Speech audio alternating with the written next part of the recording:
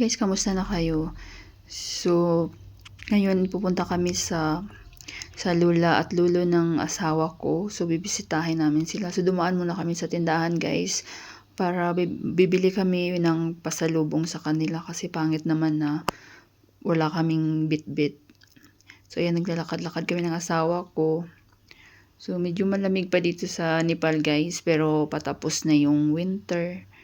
At yung asawa kasi mahilig siya maglakad. Malapit lang din naman kasi yung bahay ng lolo at lola namin.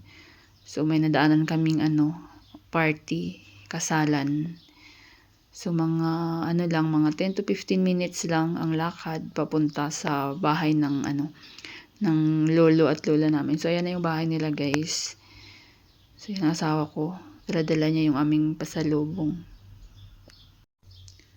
So, dito na rin pala kami mag-lunch kasi in-invite nga kami. Tumawag yung auntie namin. Kasi yung nakatira dito sa bahay, lolo at lola ng asawa ko. At saka yung kapatid na lalaki ng biyanan ko at may asawa siya. So, tinatawag naming Maidyo. So, siya yung nag-invite din sa amin para dito na kayo mag-lunch. So, maganda din yung tanawin nila dito guys. So, ayan si Lolo. Kumbaga si Boa.